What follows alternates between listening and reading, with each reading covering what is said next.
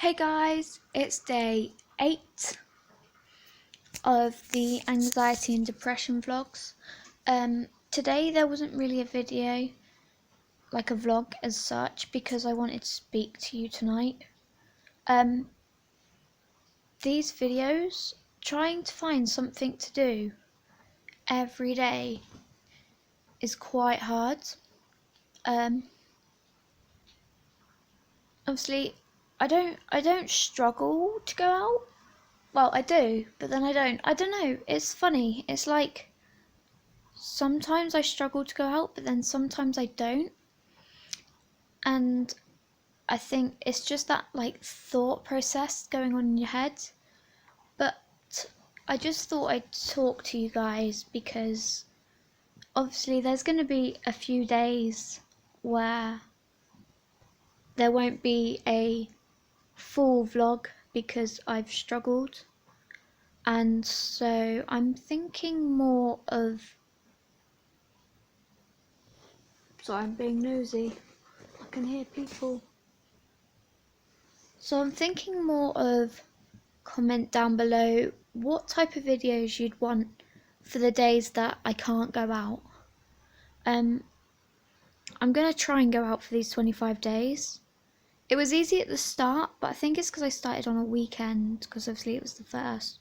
It was easy, and now it's like the week, everyone's at uni and school, and it's kind of hard, but at the same time, I want to make these videos fun for you guys as well, but I struggle to do that because I don't go out pretty much. I don't have a car at the minute, so I can't go out like driving places.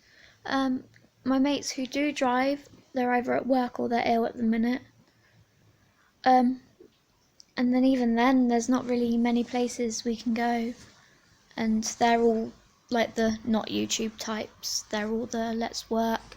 So if I start vlogging in front of them, they're like, "Oh, Jess, what you doing?" No, I'm vlogging. Hey. But no,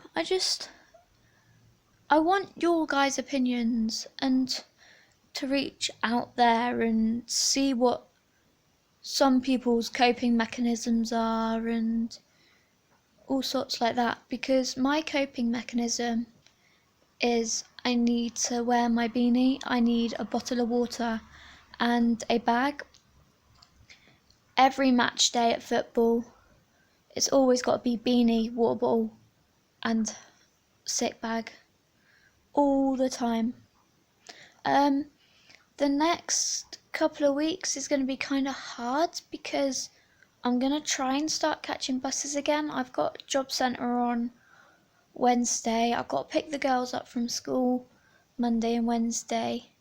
My mum's now working full time with uni at her placement, so she won't be here to take me, so I'm going to start getting buses, which are my biggest fear, because buses, like, the only reason I don't leave my house is because of that struggle. Like, if I go out and have an attack, then I won't be able to get home because I'll have to wait for another bus. Like, a couple in January time, I think it was, I used to catch the bus every Saturday to Tiverton to see who was my boyfriend at the time, now my ex, Liam. He played football on Saturday, and I used to travel there every weekend. I used to go catch bus to Tiverton, catch last bus back. Then we broke up, and a few months later, one of my mates who live in Tiverton, he was like, "Hey, do you want to meet?" I was like, yeah, sure. So I got the bus, but halfway to Tiverton I had an attack. And this is where I kind of get stuck, or how I got worse than what I did the first time I had anxiety, because I caught the bus and my attack was that bad that I couldn't catch the bus home again. So I rang my dad up and said, "Hey, look, I've had an attack, I can't get home, can you come get me?" But then the week after, I was still ill, but I caught the bus to Fiverside which was a little football club going on for people with disabilities and that. I caught the bus there, but then the week after that, I got on the bus and I got to the top of the hill and I just completely panicked, and I haven't caught a bus since because I've been too scared. It's the thought of, because here we go and we go to Philly and then Swimbridge and then Lanky and then Barnstaple. Because it's the back roads, there's barely any signal, so it's the fear of getting to, say, Swimbridge and getting stuck, or getting to Lanky and getting stuck. That's the reason why I can't catch buses, because I'm scared. Like, I can go, if I'm in a car with my mates, I'm completely fine, but then there's something I want to add to that in a minute. But if I'm in the car with my mates, I'm completely fine, because I know if I have an attack, they can turn around and I can go home. But with a bus, I have to wait for a bus back. But where I'm feeling sick already, I will struggle to get the bus back, and that's the reason why I don't like catching buses. But yeah, with the mate thing, this time last year, I was obviously better, but I had one mate called Aaron who lived in Newton Abbot. Well, Kings Tayton, which is near Newton Abbot. And he used to catch the bus from Newton Abbot to Exeter and then Exeter to Barnstaple. And then he'd catch the bus from Barnstaple to South Molton. And I think I did that completely fine, you know, we spent the day together, he did that a couple of times. But I have a couple of mates who live in Exeter, and the bus is like an hour and a half. It was 2 hours to get from Kings Tayton to here. It was like 2 hours, 2 hours 10, something like that. And I could do that, but an hour and a half from Exeter to here, I can't seem to do it. And that's why when I chat to most of my friends, I say, oh yeah, my head's messed up, because I could do that. But since I've gotten worse, my mates can't even spend half an hour and a half even, getting down here, which kind of sucks, because obviously you want to see your mates and you want to see everyone else. And see, my heart just goes just thinking about the hour and a half. It's just kind of hard, because I want to see my mates and I want my old life back, but at the same time, like, I can't, because I just struggle. Like, it's just my head. It's so messed up. Like, it's so messed up. Like, my head will be completely fine with some things, but then won't be fine with others. Like,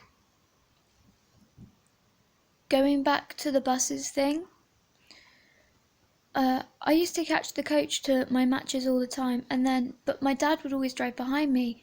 But there was one day where my dad's car broke down, and he ended up coming onto the coach with us, so I knew that he's on the coach with me, I can't go home. And I did that completely fine, but then back to seeing my mates, I can't do that. Back to going to catching the bus to like Exeter or something, train to Exeter. Like, I met a friend this was when I was like quite young, so I was stupid in my head, but I met a friend online, and we'd FaceTime, you know, and he came down here once. But then, with my anxiety, I caught the train all the way to Plymouth, and I spent the whole weekend there. Like, on my own, spent the whole weekend in Plymouth. When I had anxiety, yeah, I can't even catch the train to Exeter for a day anymore. I struggle that much. Like, I went to Surprise. My boyfriend, today, no, not today, sorry, a couple of days ago, but I only got to Tiverton and I had to turn around, and the guilt that went through my stomach was bad. He even said he'd come down, admittedly I was working at the time, but it's just that struggle, like I don't know what to do. It's all in your head. So if any of you guys have any coping mechanisms that you help get through, or if you have any issues going on in your life that you want to talk about, like, yeah, I vlog, but if you were to send me a message saying, hey Jess, I struggle with seeing my mates, what can I do? Then that would be a private conversation between me and you. That wouldn't be put on any of my vlogs unless you had a story that you wanted to share and you wanted it to be on my vlogs. But other than that, it would just be a little story, like a little conversation between me and you. I wouldn't, like, I'm better. Like, people say to me, oh yeah, Jess, you need to go and get help, you need to get help. I'm a lot better helping other people than getting help myself because of my head. I'm a flighter, not a fighter. I'm a worse. First sign of panic, that's it, I'm gone, I'm home. I used to try and stay over my mate's house to try and get better, but I'd always come home at early hours of the morning because I just couldn't do it. Like, my head would hurt, and obviously me suffering from paranoia as well.